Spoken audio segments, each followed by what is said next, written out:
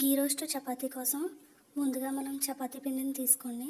అందులో కొద్దిగా ఉప్పు వేసి బాగా కలుపుకోండి. ఆ తర్వాత వాటర్ని కొద్దిగా వేసుకుంటూ కలుపుకోండి. ఎక్కువ వాటర్ని ఒకసారి వేయద్దు, దానివల్ల పిండి అంత ముద్దగా అయిపోతుంది. సో కొద్దిగా వేసుకుంటూ చపాతీ పిండిని బాగా కలుపుకుంటూ ఉండండి.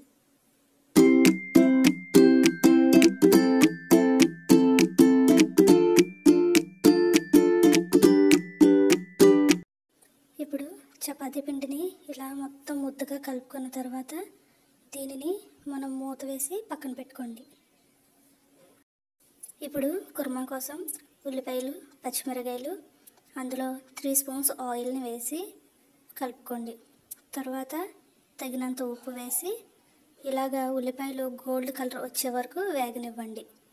ఇలా వేగిన తర్వాత ఇప్పుడు ఇందులో ముందుగా మనం బంగాళదుంపని ఉడకబెట్టుకొని పీల్ ఆఫ్ చేసి ముక్కలుగా కోసుకొని ఆ ముక్కల్ని ఇందులో వేయండి.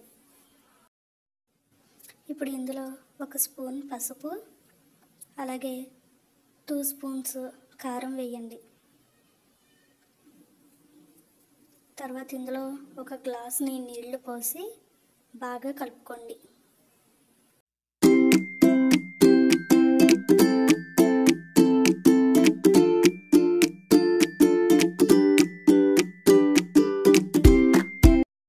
ఇప్పుడు ఇందులో గరం మసాలా అలాగే కొత్తిమీర వేసుకొని ఒకసారి కర్రీ అంతా బాగా కలుపుకొని మూత పెట్టేసుకోండి.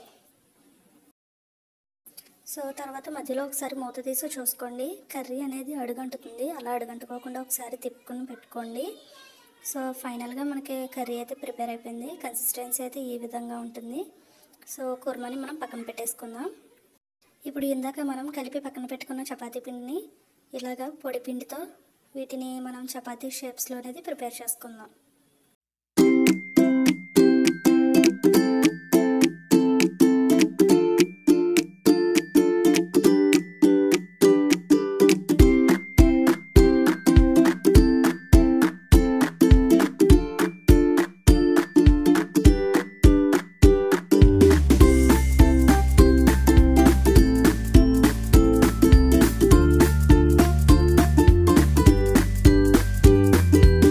సో ఈ విధంగా మనకు ఎన్నైతే కావాలో ఆ చపాతీలన్నింటినీ కూడా మనం తయారు చేసుకుని పక్కన పెట్టుకున్నాం.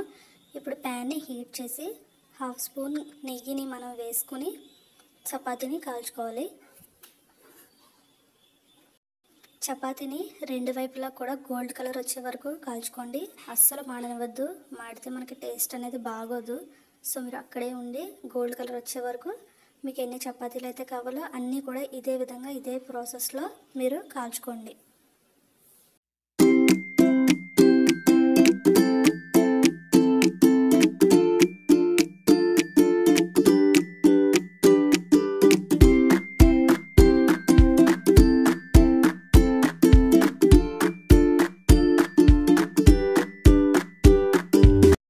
సో మనకి సింపుల్గా ఈ విధంగా గీ రోస్ట్ చపాతీ అనేది ప్రిపేర్ అయితే అయిపోయింది. వీటిని మనం ప్లేట్లో సర్వ్ చేసుకోవాలి కర్రీతో.